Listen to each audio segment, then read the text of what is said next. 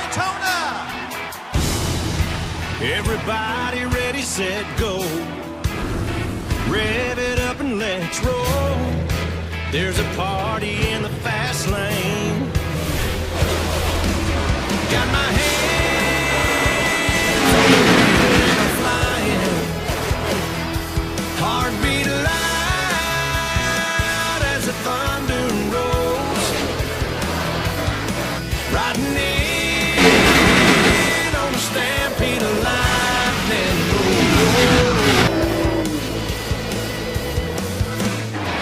I'm bringing back the sunshine. Bringing back the sunshine. Baby, it's about time. Oh, bring it back. Oh,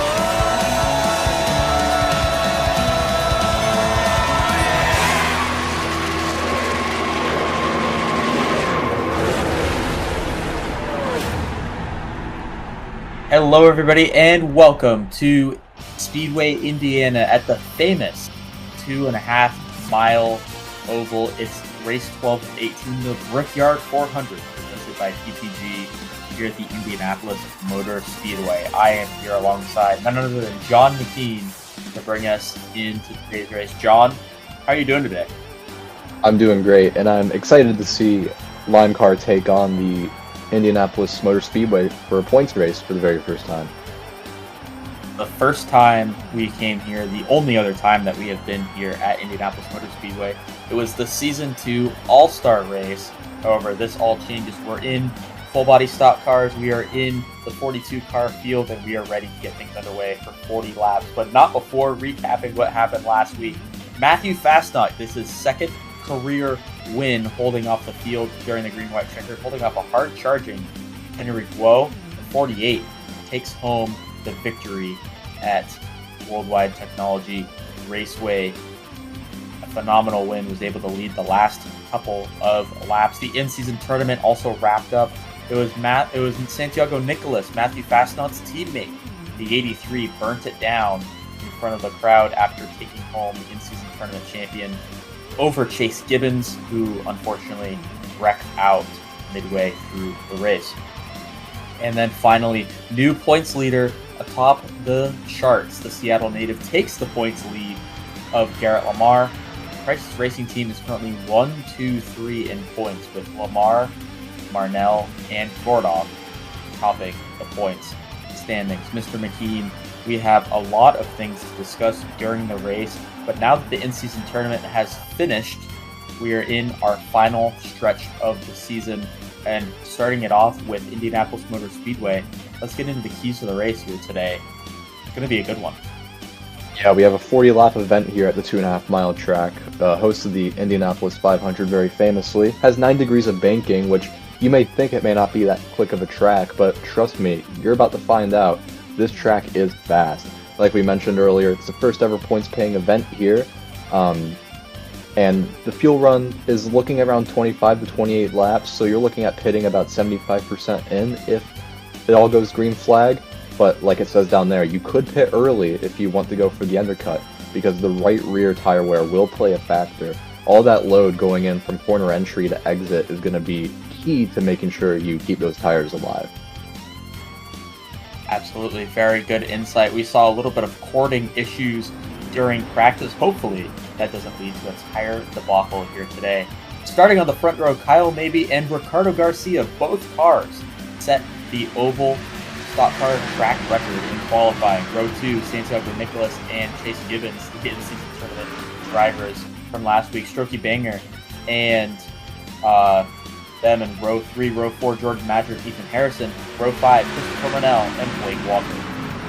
Row number 6 is going to move forward to Garrett Lamar and Ian McDaniel. Row 7 is going to feature Jonah Burridge and Tyler Cook. Jonah Burridge, one of our open drivers. Dominic Anthony, another open driver, making the field on speed alongside his teammate Henry Guo. Aquarius Greenhouse Jr. and Christian Visconti make up row 9. Joe Kraus, Eris Yuko in row number 10. Row 11, Jerry Chen and Robbie Bordoff in 33, third place in points from 33, row 12, Logan Williams, and the 16 of Zachary Pons. Alexander Rowe and Reed Simpson in row number 13. Row 14, Justin Haley, the Winnemac, Indiana native, and Aaron Giffen. Matthew Fastnot, last week's winner, and Kaz Gralla in row 15. Row 16, Sean McKean and Chris Lilly.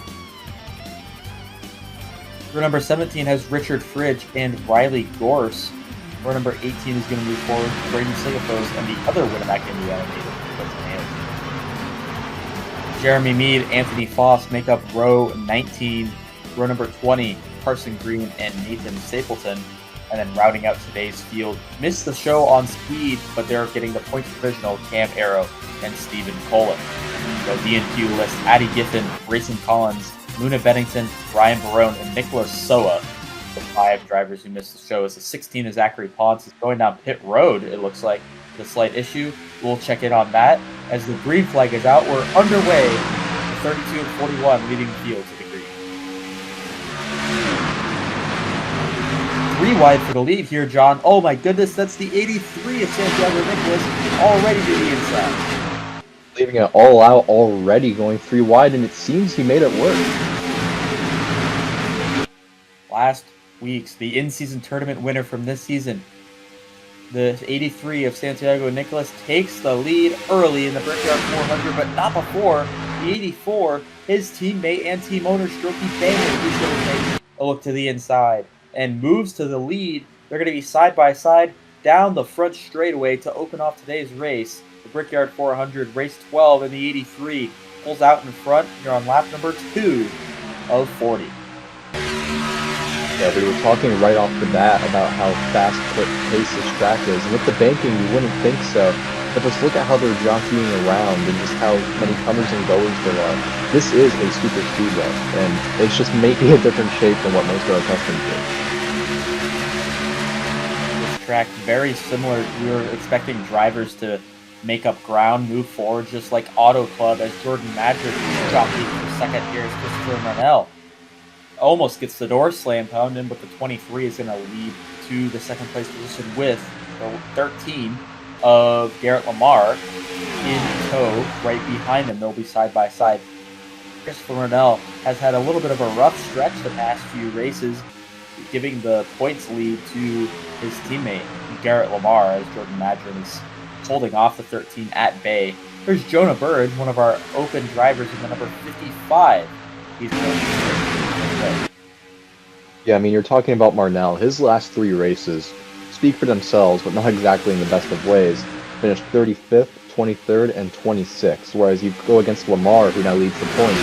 Not much better, but still enough to get the advantage with 24th, 24th, and 6th. So, you know, we were talking earlier in the season just about how Marnell's consistency in qualifying up front and thus executing is going to be the contributor for winning this championship. That inconsistency looks like it could prove to lose the championship too.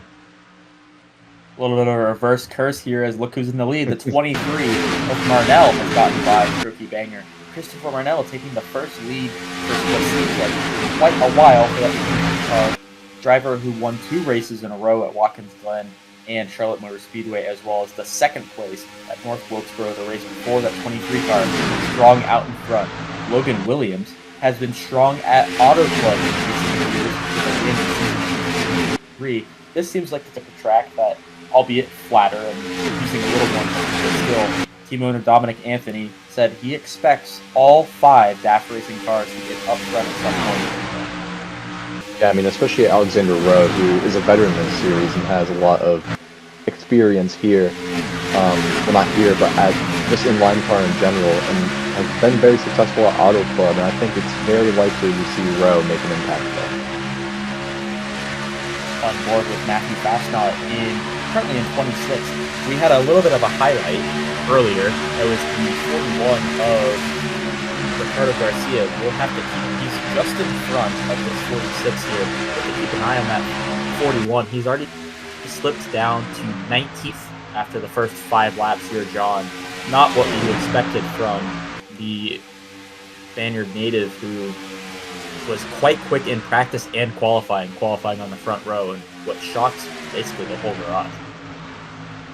Yeah, I mean, race trim to practice and quality trim is an entirely different beast, right? I mean, you don't know how your car is going to handle on a heavy fuel load or, as you progress in the pack. There's only one time you get to practice racing in the pack, and that is on race day. So you kind of go in blind, and if you have a car that's not set up for dirty air, you're going to suffer, and I think that's what we're seeing with Garcia. Definitely hoping for an early caution to try and fix things up, patch things together. Up front, though, Christopher Marnell has the 83 of Santiago Nicolas tucked in tow right behind him. The 83 looks like he was going to make a move to the inside, stays back in line. The two-car tandem has really pushed them out front, but it's not like a Daytona or a Talladega Super Speedway as we'll go in the cockpit cam of the 83. These two will definitely be able to comfortably move their way out front. A little bit like an IndyCar race, although I doubt we'll see some serpentine making down the back straightaway.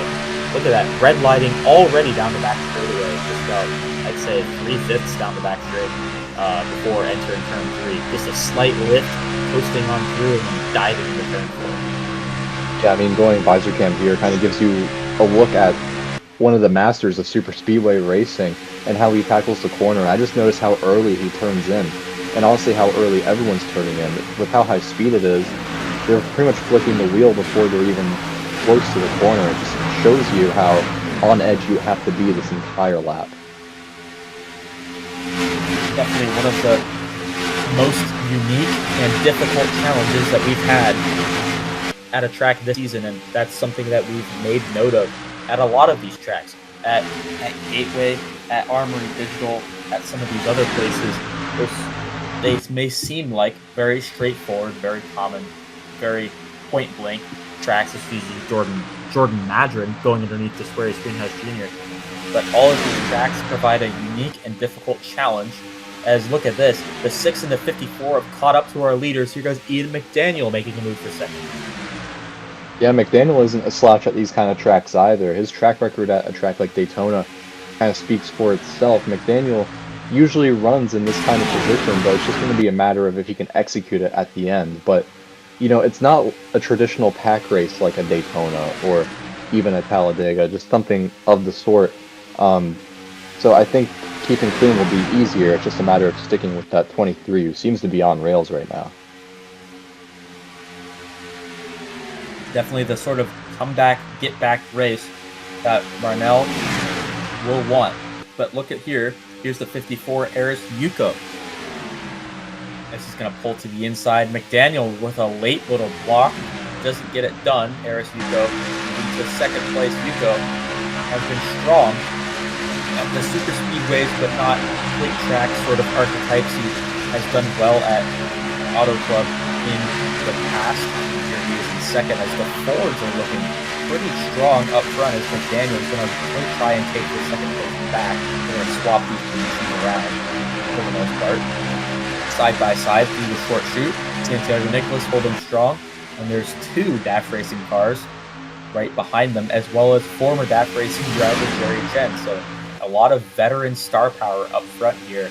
And I feel like that's going to be the type of driver that we see take home the win here today.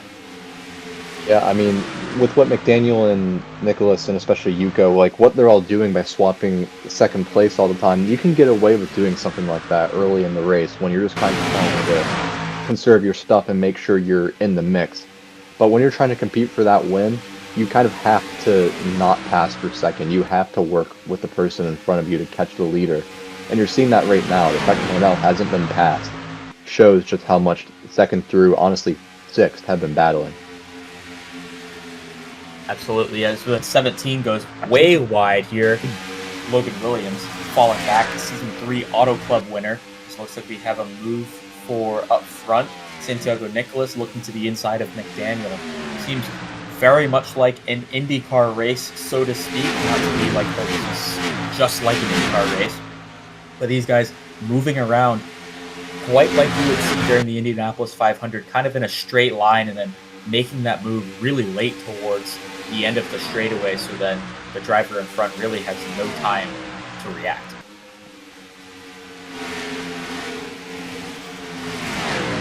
There's the 13 of Garrett Lamar, your new points leader, with his teammate in tow. And around goes the Oh 60 boy. of Zachary Ponce. He was all alone, all by himself, and he's going to come around and cause the first yellow of the day. We mentioned we were going to come back and check in on it, and it appears that the check-in is going to be a little bit early for Ponce. I'm curious what brought his car down pit road. You know, to have spin all on your own, it has to be something related to the steering column as a whole, and that can be a problem you experience at a track like this, especially with all the buildup you have under the car. So we'll see what happened here. Oh, a weird spin. Very lucky weird to spin indeed. keep it off the wall there too. It looks like he turned in, misjudged the corner just way too early, and must be very unhappy, very unbalanced for the car, and he just went around. And luckily didn't hit the wall. We'll see some pit stops here. John, you mentioned our pit cycle was probably going to be about 25 to 27 laps. Everybody's coming down pit road here on lap 13. I think you'll need a few more cautions to try and make this work, but do you expect these guys for this to be their only pit stop of the day?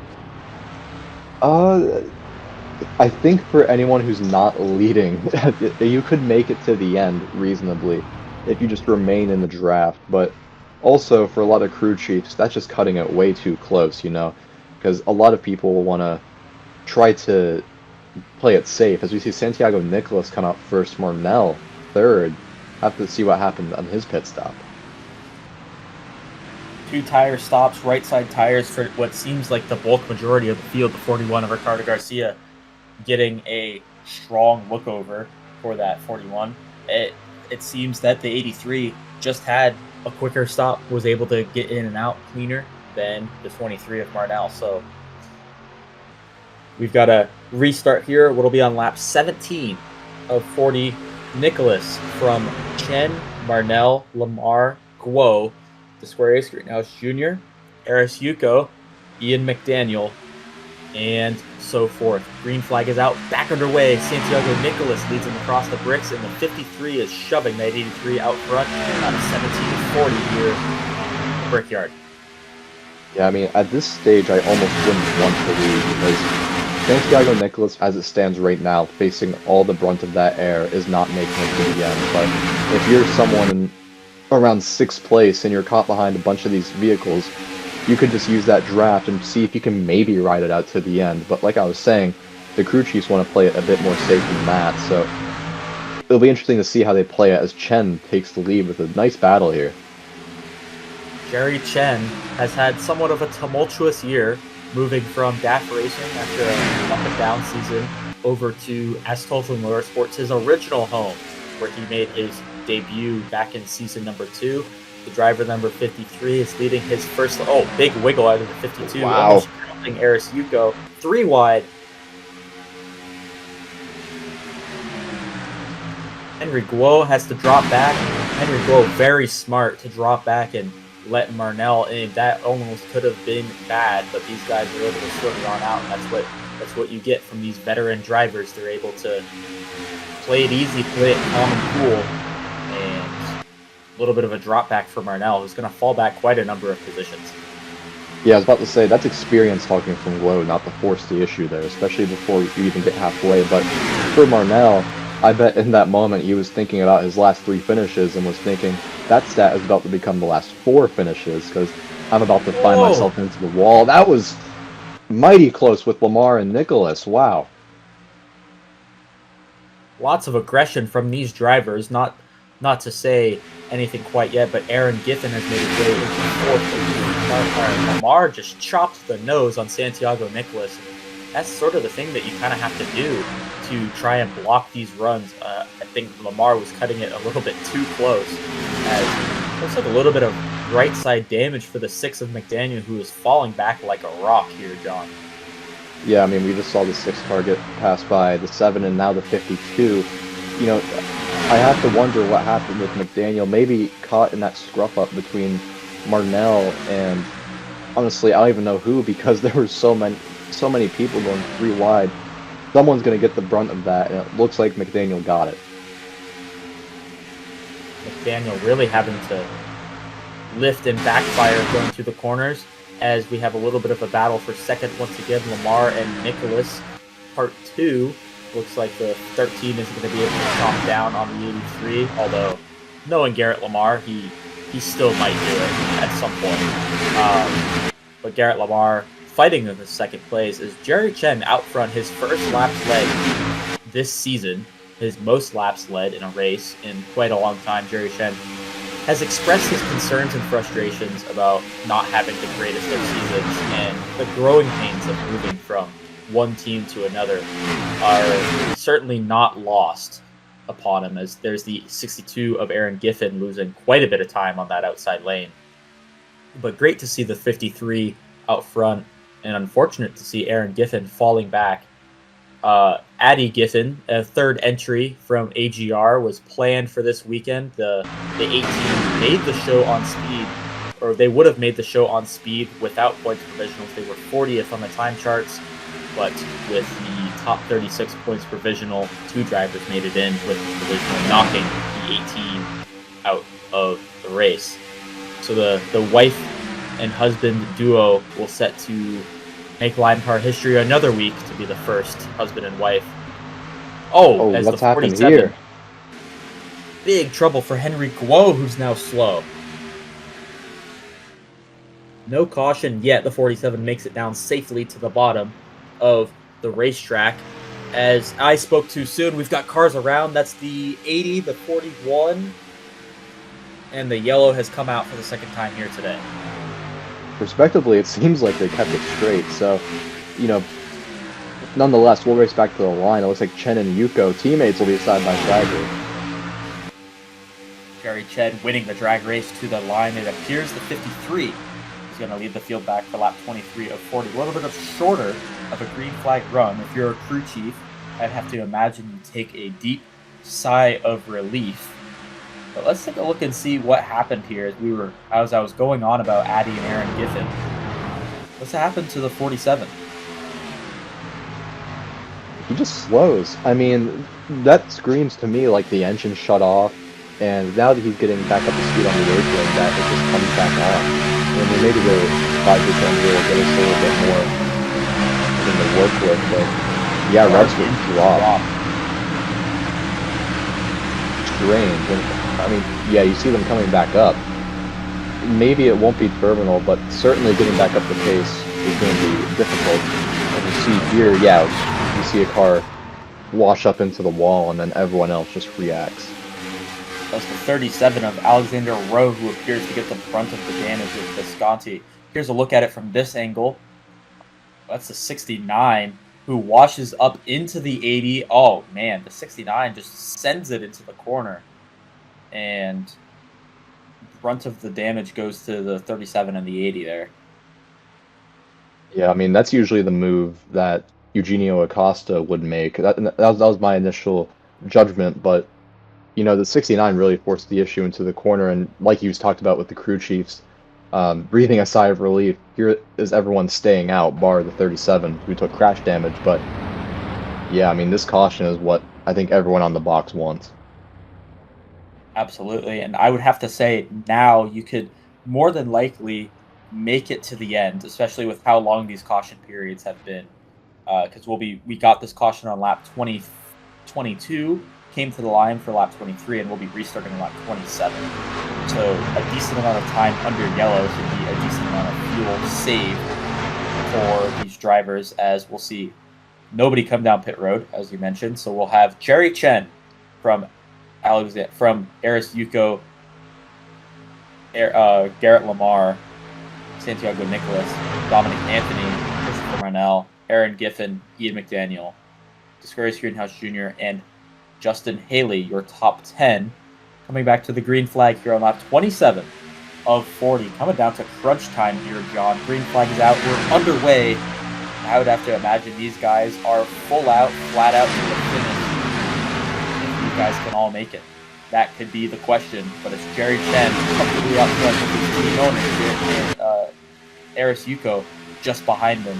the tire tracks from the wreck that just happened still on the speedway as the field goes roaring by at 180 miles an hour. Yeah, I think all the drivers are going to be much more confident in racing each other, especially now that they're more likely to make it to the end.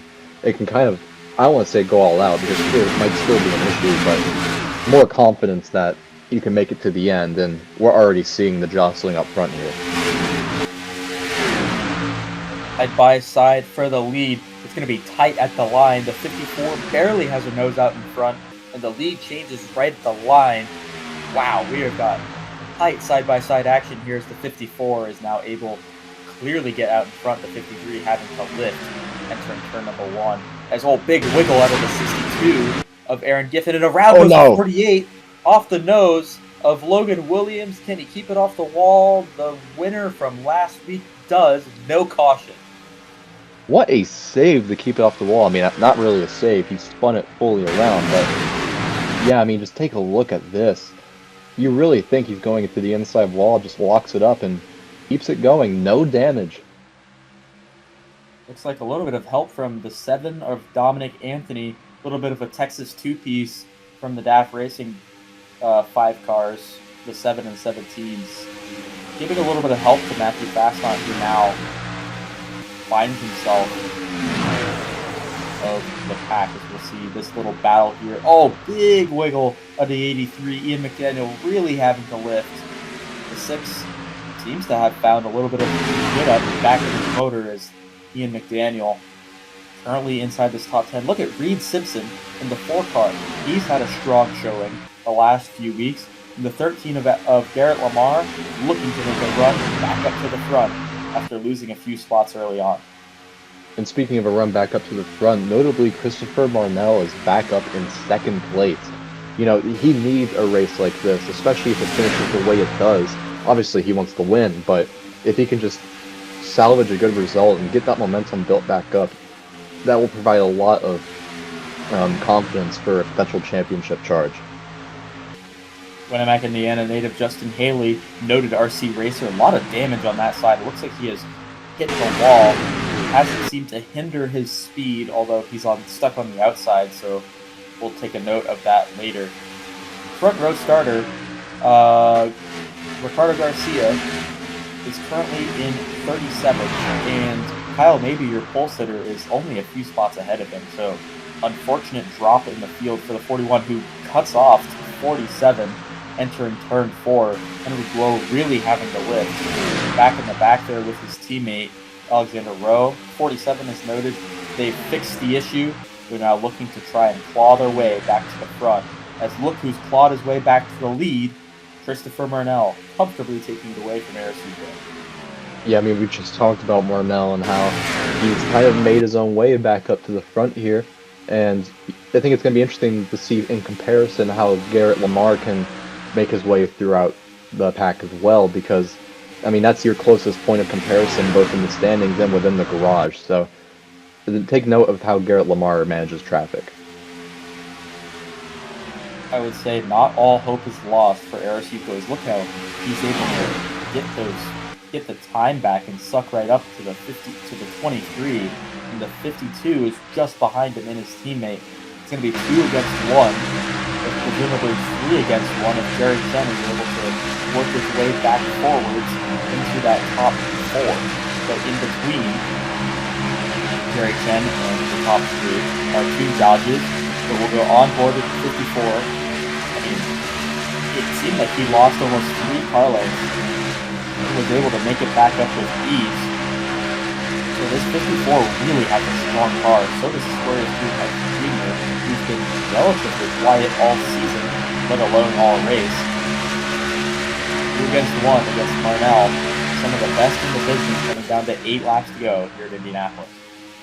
Yeah, Yuko and Greenhouse, those cars seem to be hooked up right now, and especially on the long run. We saw it in the last little bit we had that they can just command the race, and seemingly it just seems like Yuko's waiting for his opportunity to pounce. Plenty of time for Arasuka. Sitting in 14th place, our biggest mover thus far, Riley Gorse, started in 34th, plus 20 so far on the day. The 60 Build Submarines car, after tumbling last week at none other than Worldwide Technology Raceway. The 60 car with a strong showing here, looking for a positive second half of the season, especially after the in-season tournament. Right in front of him is Jordan Madron, and here we have Reed Simpson making a move as the 53 has gotten by the 83, as well as the 43 and the 4. If you're a car with ending in 3, you will more than likely be up at the front of this pack, as we have a lot of cars with said number. A little bit of a tongue twister, but that's okay. Jerry Chen now sitting in 5th place. But this top 3, look at how hooked up they are, all in a line, coming to 6 laps to go at the stripe. The 54 nudging to the inside, looks like he's just trying to get some air under that hood, as the 52 moves to the inside. That is not what you want to be doing right now, especially to your own teammate. You have to be working together to get both of you past the 23, and then you can maybe consider battling for the win. But, it's guess the 52 seems like he has his program figured out here, and he's going to go for the lead. But, but initially it looked like he could put a blanket over all 3 of these guys. So, very unpredictable at this point. And if you're Christopher Marnell, I would have to be sitting here kind of, you've got bricks in your pants right now. You see how fast these Fords have been able to get around each other and able to hook up with you. We'll cut back to this battle for 13th here for a quick moment. I think this is higher up than 13th. This appears to be about 10th place.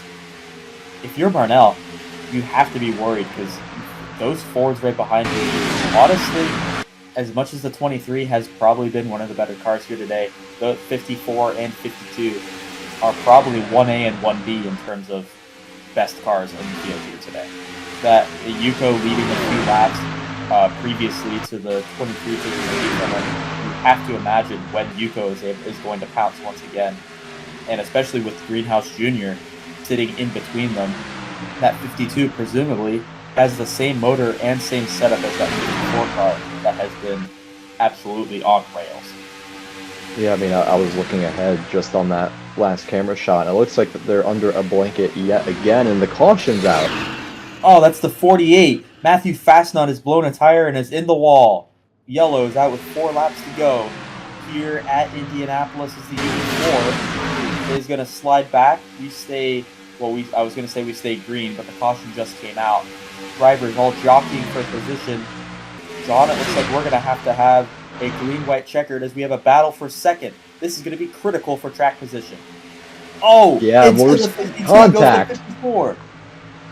Oh! Frustration boils over in the camp right there, as Greenhouse Jr. will have it at the line for second place behind Marnell, but that got dicey. Oh man, just as the field was... that is incredible racing. We almost saw a separate incident coming to the line. We have 3 as Tofu Motorsports cars in the top 5. With Marnell out front, let's take a look at what brought out the yellow for today, the 48. Entering turn 3, looks like the tire just goes down on that 48 car. Yeah, and Indianapolis is not a place you want to lose a tire. Like, even with the safer barrier, you're going to hit hard, so it looks like Fastnut is going to use that bonus he got from the in-season tournament to repair his vehicle, that's for sure. And we'll have a green-white checkered, as we know. Double file restart, no yellows.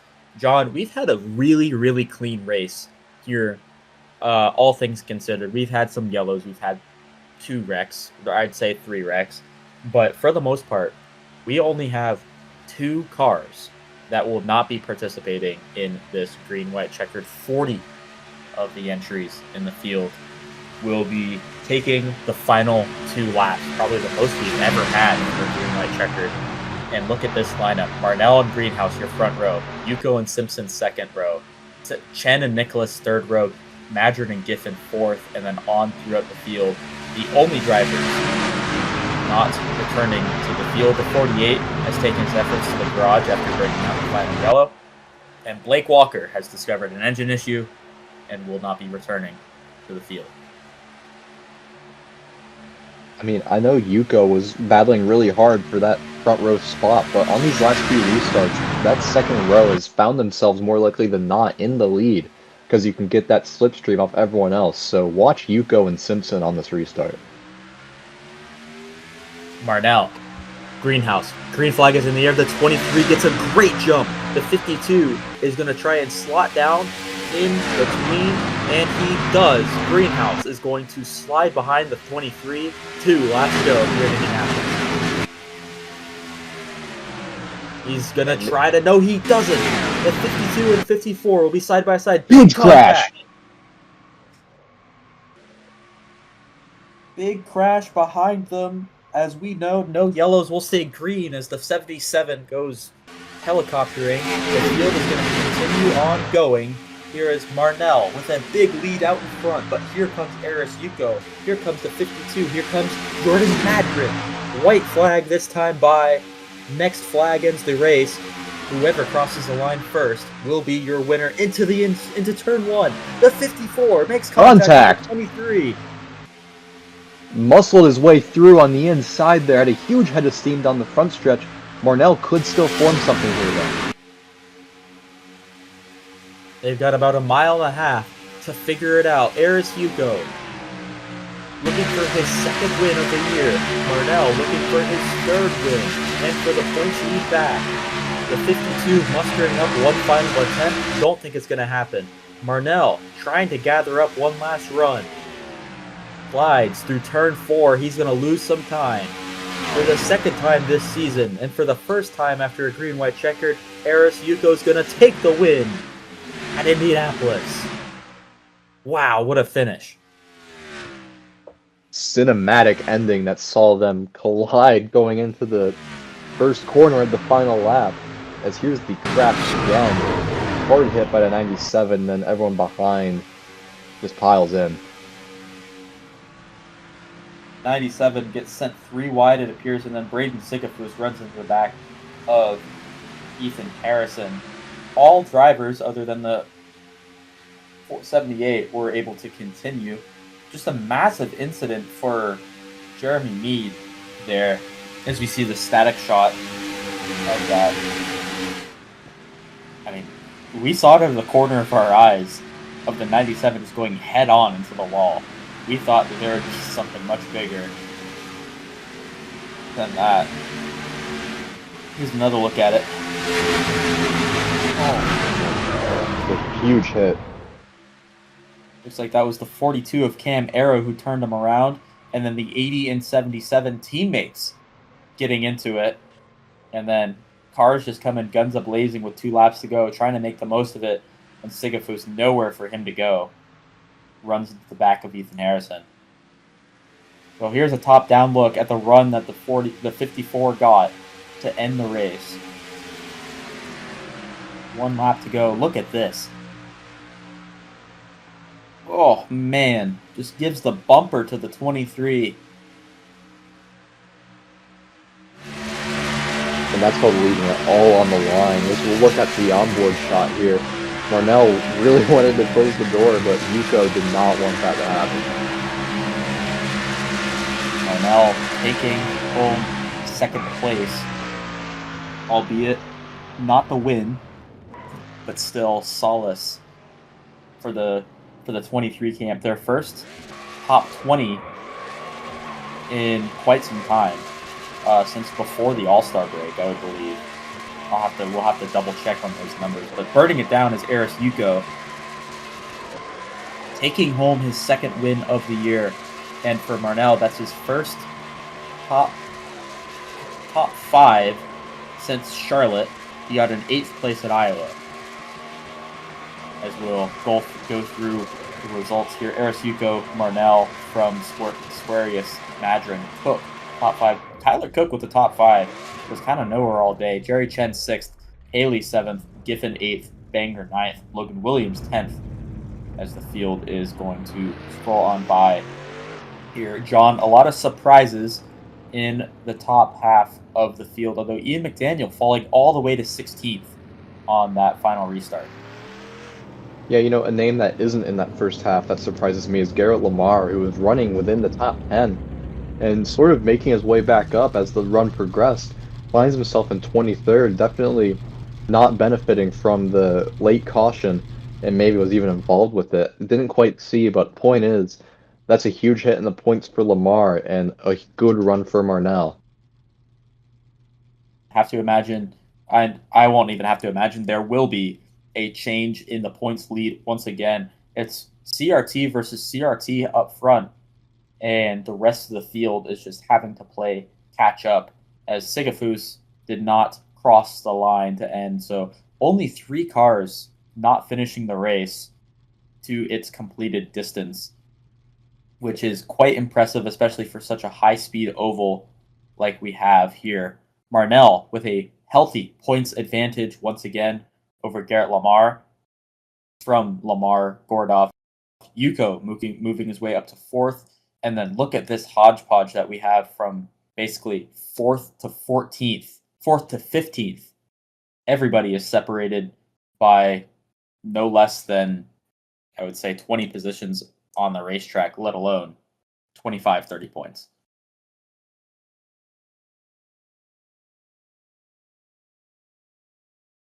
The points will scroll on through here. Tristan Visconti in 12th, Ian McDaniel 19th, but a few more of the drivers will pass on through here. Barry Chen making his way to 25th place in points. He's been moving his way up and onwards.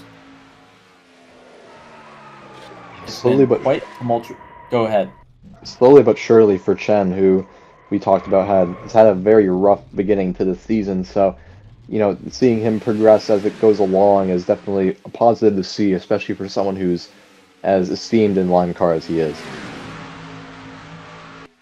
Top 36 in points for the next open race, which will be Talladega in just a few weeks. They are locked in. So if you're looking at Talladega and you don't have a strong motor under your car, you're going to have to get up on your horse and try and make the show. We saw from the Lamar Race Shop's cars, especially Ricardo Garcia, they do have the ability to try and qualify their way in, but Dega in just a few weeks for the final open race of the year will certainly be interesting, but that is only in a few weeks. We won't speak about the future just like that, but what a race that we just saw here, John. Quite a phenomenal finish and a phenomenal day from all sides. Very clean racing, and great to see the first iteration of LIMECAR at Indianapolis go off with quite a success. Yeah, the first iteration was a success with a lot of battling throughout the entire field, and especially for the lead with that amazing finish between Yuko and Marnell. I hope to see this track back next year in a points-paying capacity because it was thrilling. Absolutely. As we saw Marnell and Yuko, basically the class of the field, finishing 1-2. Definitely not shocked to see that sort of result, but Mr. McKean, with the green-white checkered and having that big of a crash at the final lap, is that just part of the game that we all play, or is that something that LIMECAR officials are going to have to look into, especially with that big of a hit that we saw the 97 take? At the end of the day, that's gonna be the outcome when you're at a track as big as this, if you look at it again. And with a green-white checker, everyone is going to be really frantic to make up positions, and if you put drivers in a situation like this, they're going to go for whatever gap they can find. I think it was the Senna quote that went, "If gap car." It's that kind of philosophy that allows drivers to be a bit over-aggressive in this green-white checker and thus kind of push the limit, and we saw what happens if that does happen today. And not to discount the incredible finish that we saw, I would say I'd be much more disappointed if we had a race that ended under caution laps and under pacing laps. So I'm glad that we saw such a phenomenal finish and honestly such a clean race from all of the LIMECAR competitors, and not to mention the points battle and the points paying sort of 1-2-3 sort of deal that we've got going on with CRT as well as Eris Yuko trying to claw his way to hopefully not become the bridesmaid. In all 3 seasons previously, Eris Yuko has been a championship finalist. Will he be the bride, or will he come up short? He's definitely trying to make something out of nothing, or I wouldn't even say nothing, with his second win of the year. Trying to get back at the CRT stranglehold that we have at the top 3. Will be something to make note of for sure as we head into these later rounds.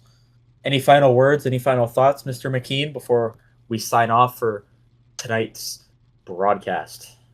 I'm just fully satisfied with what we witnessed today. It's such an amazing race, and I love Indianapolis. I would have to agree here. Well, next week is going to continue our run of fan favorite and what should hopefully be phenomenal races. Next week, I mean, we have a great ending to the season. Next week, Darlington will be our annual Southern 500, the throwback race. And then, not to put our eyes to the future, but we'll end off the season with Mosport, Kansas, Talladega, Nashville, and Homestead. So the next 6 races will not only decide the championship, but we'll also see some of our best racing so far. It's going to be a fun one here, Mr. McKean. It certainly will be. From all of us here in the booth, we thank you guys for joining us. We say so long and good evening. Good night.